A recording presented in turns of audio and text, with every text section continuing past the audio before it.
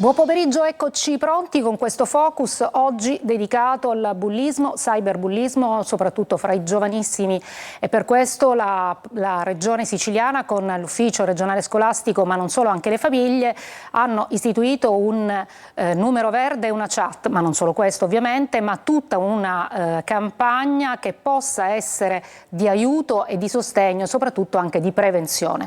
Non ci occuperemo solo di questo, ma anche di un altro fenomeno che riguarda gli adolescenti, sempre più diffuso il ritiro sociale, cosiddetto ikikomori, un termine giapponese che indica, che vuol dire stare soli, stare da parte, e che ha avuto una crescita esponenziale, possiamo dire, soprattutto dopo il Covid, anche fra i giovani siciliani, giovanissimi, la fascia 13-16 anni pare essere quella più colpita. Questo pomeriggio cercheremo di capirne di più e soprattutto di dare informazioni a tante famiglie che si trovano anche ad affrontare veramente la difficoltà, con difficoltà, quello che è il disagio dei propri figli. Io do subito il benvenuto, ringrazio Patrizia Fasulo, che è dirigente dell'Ufficio regionale scolastico, perché lei si occupa di questo progetto, ora ci dirà anche nel dettaglio. Grazie anche a Rossana Maletta, che è dirigente scolastico dell'Istituto Comprensivo di Giarre. Buon pomeriggio a tutte e due. Avremo altri ospiti, spero che riusciremo a collegarci via Skype, perché le voci su questi argomenti sono importanti, soprattutto, dicevamo, per le famiglie. Parto subito da lei, Patrizia Fasulo.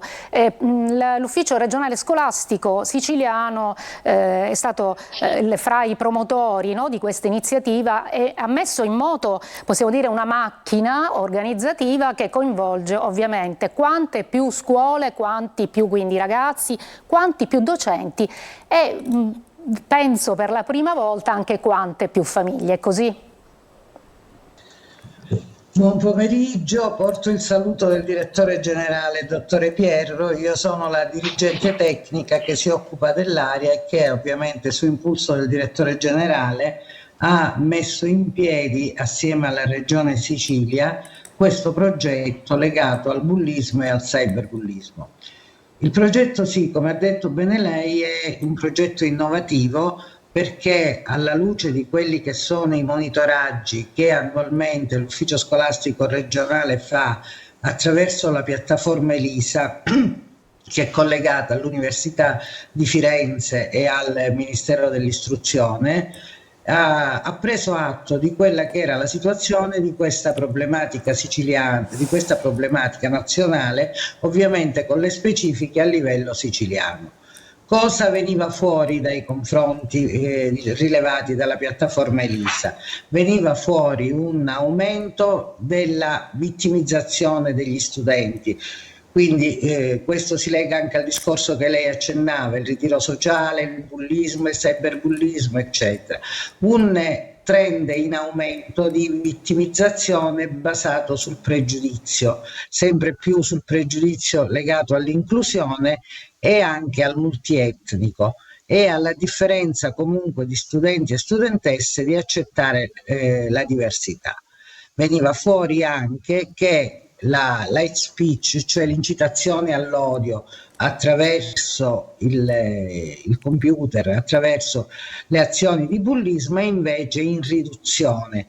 Quindi c'è un uso di internet progressivamente più responsabile da parte della generalità degli studenti, ma al di là di questo alcune categorie restano fragili e restano bersaglio di attività, chiamiamole, di violenza e di È stato lanciato questo numero verde. Io vorrei che magari fosse messo in sovraimpressione, perché abbiamo la locandina che è stata preparata. Il numero verde che è stato attivato dall'Ufficio Scolastico Regionale proprio alla luce di queste motivazioni e con la collaborazione e il supporto dell'assessorato regionale per l'istruzione e formazione, che ha anche sostenuto l'idea con dei fondi proprio per questo piano per il bullismo. Il numero verde, che è 800 280 00, sì, dovremmo averlo in sovraimpressione. Chiedo alla regia di mandarlo, perché l'abbiamo appunto messo. Continui, prego. Allora, è stato attivato appunto con la collaborazione di Telefono Azzurro. Questo numero verde sarà attivo per tutto l'anno scolastico ed è aperto non solo agli studenti ma anche alle famiglie, perché una delle problematiche che avevamo rilevato proprio da questi monitoraggi fatti anche attraverso il Ministero era la necessità di garantire l'anonimato e di garantire diciamo, dei canali comunicativi che potessero essere non solo quelli degli stessi studenti, ma anche quelli delle famiglie o anche quelli di figure che, prendendo atto del fenomeno, potessero farlo in anonimato. È stata anche attivata una chat che completerà, tutte le indicazioni sono sul sito dell'ufficio scolastico, questa chat completerà, sempre in capo a Telefono Azzurro che ha esperienza pluriennale, l'azione del numero verde. Certo, perfetto, insomma è chiarissimo anche, spero che sia anche abbastanza gettonato, come si suol dire, cioè che sia veramente, sì. appunto, che sia richiesto e che sia soprattutto utilizzato da molte persone. Do anche il benvenuto a Concetta Pappalardo, che è psicologa, psicoterapeuta. Grazie per essere con noi e ora poi parleremo anche con lei appunto di quello che ha a che fare con, dicevamo, con i giovani che si isolano sempre di più. Invece alla dirigente scolastica Maletta chiedevo quali sono già i primissimi appuntamenti che voi avete in programma e soprattutto anche qual è la vostra esperienza, perché di bullismo, di cyberbullismo si parla sempre, ma penso che voi veramente siete sentinelle, cioè siete forse i primi a cogliere appunto, quel disagio giovanile che spesso parte e nasce in classe. Assolutamente sì, buon pomeriggio. Il mio intervento è nella duplice veste di dirigente scolastico di un istituto comprensivo, il terzo che opera a Giarre, ma in questo caso specialmente come responsabile del centro territoriale di supporto alle nuove tecnologie per la disabilità, che per brevità chiameremo CTS, che è l'unico che opera nella provincia di Catania e che è proprio l'avamposto dedito alla prevenzione dei casi di bullismo e di cyberbullismo. Riagganciandomi a quello che avete detto precedentemente, siamo veramente orgogliosi che la regione siciliana sia pilota a livello nazionale di questo progetto che, riagganciandosi proprio alla tradizione siciliana, viene chiamato Uno, Nessuno e 100 Giga, e che per la prima volta abbraccia una rete di iniziative che coinvolgono l'intera comunità scolastica a partire dalle famiglie. Mi sembra corretto darvi qualche dato. Al momento noi abbiamo in formazione 200 genitori tra quelli che volontariamente hanno aderito alla Catania. per la provincia di Catania, ovviamente. Assolutamente sì, 200 genitori che spontaneamente hanno aderito alla proposta formativa di Fondazione Carolina, che è uno dei partner del progetto, 500 docenti di ogni ordine e grado che stanno seguendo un corso di formazione per diventare sentinelle attive nella prevenzione del bullismo, che stranamente è un fenomeno molto diffuso a cominciare dalla scuola primaria, quando magari in classe qualche esempio banale di sopruso può passare inosservato e invece una sentinella importante di comportamenti che potrebbero poi sfociare realmente in atti di bullismo. E 3.500 studenti che tra le classi quarte e quinte di scuola primaria, del primo ciclo di scuola secondaria di primo grado, quindi prima, seconda e terza media per intenderci, e nelle classi delle superiori, stanno seguendo anche loro un percorso di formazione insieme ai loro docenti con un altro partner del progetto che è Ma Basta.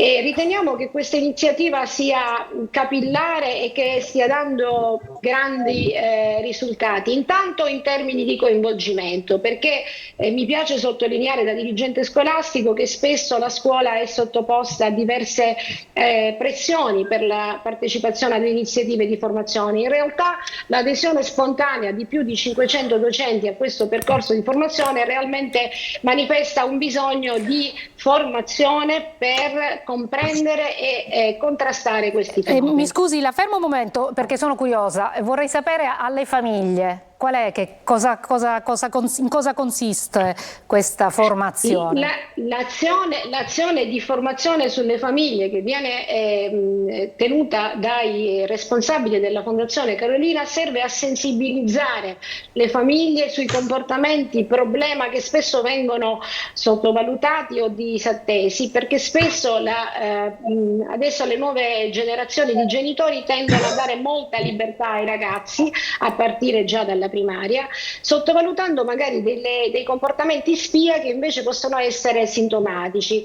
Il famoso malessere del mal di pancia la mattina per andare a scuola è spesso legato a fenomeni di disagio che non sono legati probabilmente a una incomprensione col docente di turno, ma nascono probabilmente e quasi sicuramente da una difficoltà nell'interagire con i compagni di classe. A questo proposito, dei social. Ecco, a questo proposito io chiedo a Concetta Pappalardo e le giro anche un messaggio che è arrivato da un nostro telespettatore. Dice: a mio avviso il bullismo è direttamente proporzionale alla mancanza di punti di riferimento per i ragazzi, soprattutto della famiglia, dove i ruoli sono confusi. Insomma, lei che si occupa appunto di disagio giovanile, sente e condivide quello che diceva la docente, la dirigente scolastica qualche minuto fa? Sì, credo che sia importante in qualche modo avere sempre più consapevolezza di essere presenti, diciamo, per fare prevenzione, per essere sentinelle, una parola che mi piace molto, e poter cogliere quei sentimenti di inadeguatezza, di inferiorità, che a volte non solo escono in classe, ma lì possiamo vedere maggiormente, perché è il primo contesto sociale dove il bambino e poi il ragazzo si sperimenta dopo la famiglia. E quindi, in generale, sì, dica. Dico questo cosa comporta poi a livello anche poi di socialità una volta che esce fuori da questo contesto? Richiede un mettersi in gioco, un sentire di potercela fare, che tante volte risulta invece precario. Quindi nelle relazioni poi con il gruppo, diciamo il senso di insicurezza che si trasforma in ansia, a volte in fenomeni di attacchi di panico, e che può condurre a una scelta di ritiro sociale volontario, sono tanti micro step che è importante leggere al tempo opportuno, e l'adulto che si trova ad osservare sia capace di subito nel ruolo di sentinella poter sentirsi parte di una rete e collegarsi nel territorio con gli enti e i servizi competenti per poter, ecco, conoscere di più, sentirsi parte. Patrizia Fasulo, allora così i genitori e comunque anche i docenti, no, sono più preparati, e anche i genitori non si sentiranno soli, perché spesso quando ci sono dei disagi soprattutto a livello familiare che poi si ripercuotono sui figli, insomma c'è anche una sorta di solitudine, no? Si crea una sorta di barriera, di distanza fra quella che sono le agenzie poi formative, la famiglia, la scuola. Allora, intanto mi permetto di aggiungere a quello che diceva poco fa la dottoressa, che la percezione che noi abbiamo registrato da parte dei ragazzi è differente da quella che abbiamo registrato da parte dei docenti. Cioè, se da un lato la scuola aveva in massima parte adempiuto a quelle che erano le norme richieste diciamo, i regolamenti e le norme rispetto al problema, quindi il regolamento, il team antibullismo, il referente, eccetera. Quindi la percezione dei docenti era di avere in qualche modo un'informazione e di vedere la scuola come un luogo sicuro. La percezione dei ragazzi, seppur migliorata, non era quella di percepire ancora la scuola come un luogo sicuro.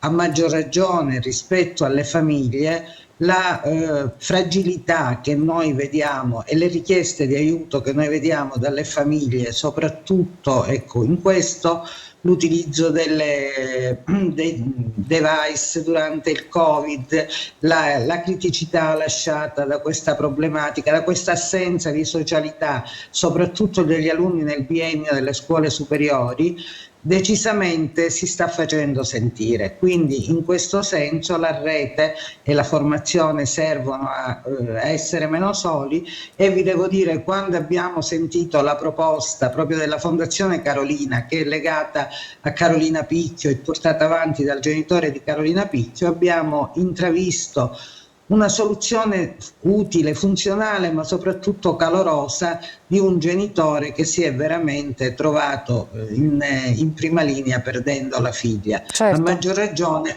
Certo, non a caso poi spesso appunto queste associazioni o comunque questi gruppi di famiglie si riuniscono attorno ad esperienze vissute in prima persona, che sono state anche sono anche molto forti e molto importanti, dolorose. Anche per appunto dolorose soprattutto. Io mi fermo Lo stesso vale per la fobia sociale, certo, quindi per i hikikomori, che stiamo cercando di tamponare con dei percorsi che possono essere non solo di supporto alle famiglie, ma anche di istruzione domiciliare, perché il rischio che questi alunni, al di là della loro fragilità, perché questo tipo di problemi prescindono da quello che è anche il risultato scolastico. Certo, anzi assolutamente, so di ragazzi che sono brillanti, che poi è come se ci fosse un cortocircuito, no? Che si avvia. Esatto, io mi devo fermare, la fermo un attimo, mi fermo per qualche minuto, ma ritorniamo subito dopo.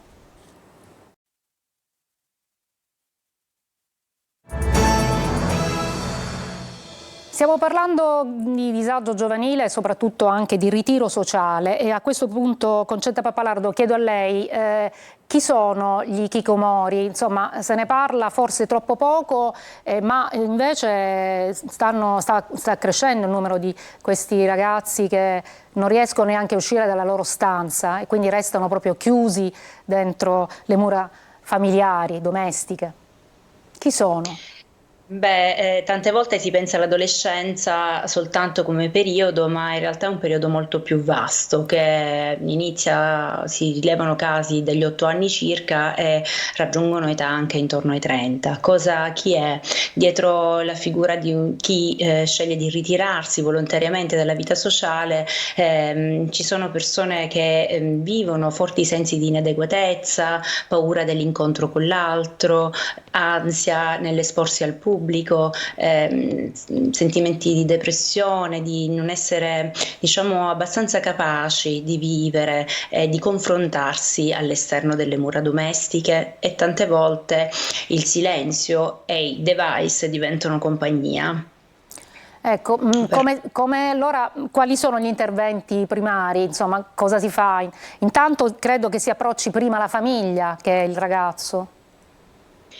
Sì, tante volte è importante che sia il genitore, e per questo stiamo cercando di fare anche molta informazione, perché il genitore possa sapere che ci sono delle vie, dei confronti che gli permettano di raggiungere e oltrepassare attraverso strategie opportune quella porta che tante volte rimane chiusa, per cui è la porta dell'incomprensione tante volte e di quel senso di inadeguatezza che anche l'adulto dietro la porta prova, ed è simile a quella che il figlio dall'altra parte sente. Certo. Come Hikikomori Italia si fanno diversi interventi, tra cui gruppi di sostegno alla genitorialità, appunto di soggetti hikikomori, gruppi di automutuo aiuto con professionisti, e che hanno la caratteristica della gratuità, proprio per permettere a tutti di raggiungere, diciamo, questo servizio, e lo stesso accade anche per i ragazzi.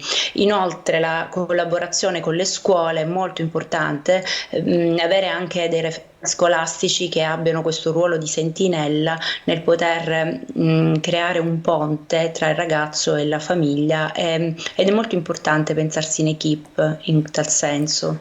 Infatti chiedo a Patrizia Fasulo quanto è importante che poi la scuola sia attrezzata in modo adeguato e quanto è importante fare sistema, fare rete, no?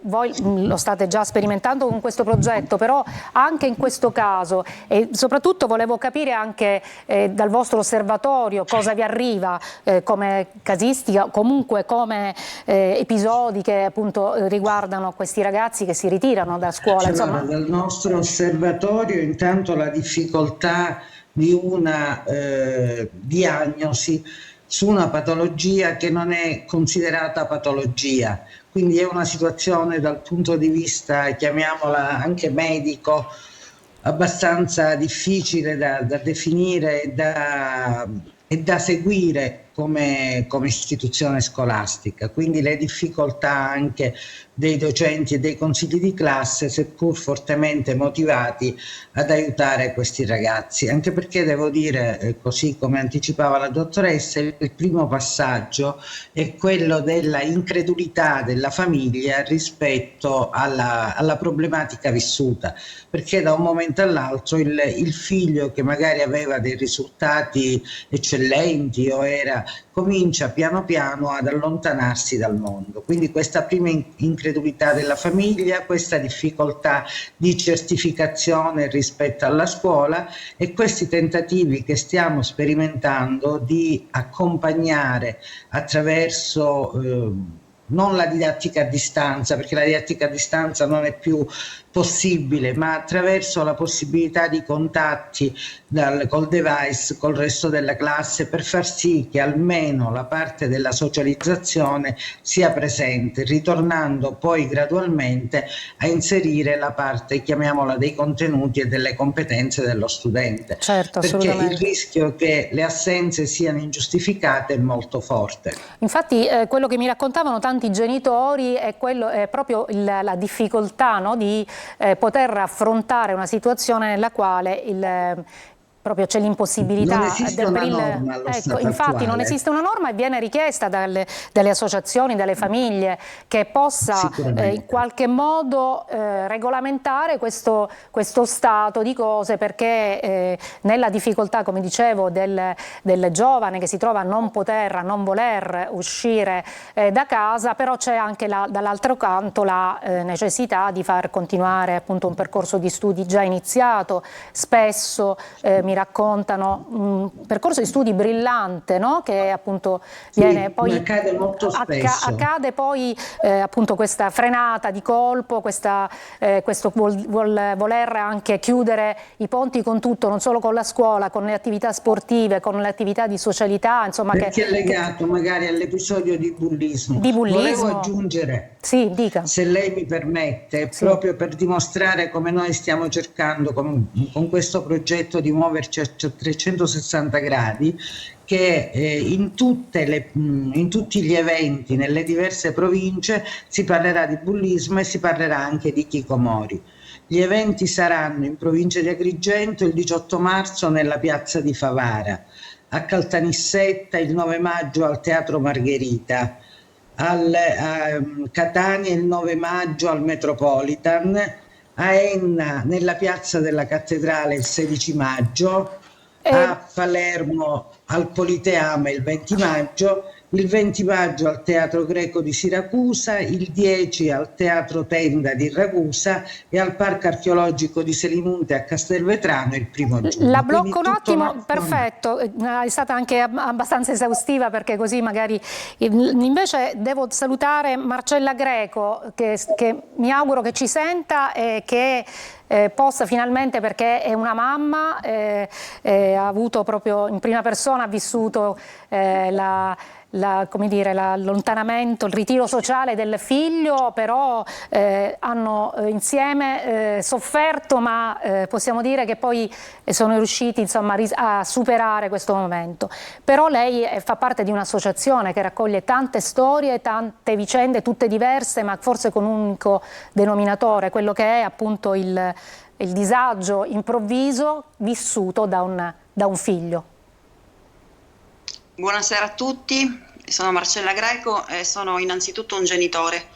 Preferisco presentarmi come genitore perché è da lì che parte questa storia, ma da genitore mi sono ritrovata a dover trovare degli strumenti per dare supporto alla mia famiglia e soprattutto a mio figlio. Si sente male, dottoressa Greco, si sente male. Sì, mi dispiace. Però da noi si sente bene, abbiamo poco tempo, dottoressa Fasulo, ci faccia continuare. Mi dispiace. Sì, dica. Sarò più veloce possibile e proverò ad urlare. Allora, il nostro problema, diciamo che nasce... Mi sentite? Sì, sì, benissimo. Vada. Perfetto.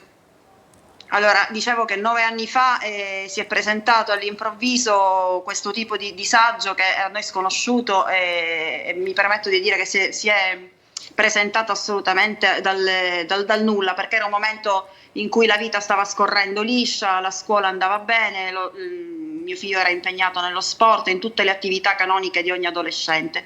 Purtroppo a 13 anni è avvenuto un evento per cui lui ha smesso di credere nei punti di riferimento, nello specifico nell'istituzione scuola, perché la polizia postale ha in qualche modo affrontato male una faccenda che riguardava il gruppo classe e da lì è cominciato il suo ritiro che si è manifestato con dei sintomi veri e propri, cioè con mal di pancia, attacchi di panico, fino a quando al secondo anno del liceo non è più riuscito ad andare a scuola e io ho preferito eliminare l'argomento scuola purché lui potesse star meglio. Da lì abbiamo cominciato un percorso innanzitutto per riuscire a capire quale fosse il disagio che stava attraversando, perché era difficilissimo riuscire a comprendere come un ragazzo che aveva una vita attiva e anche degli ottimi amici avesse deciso di chiudere con tutto.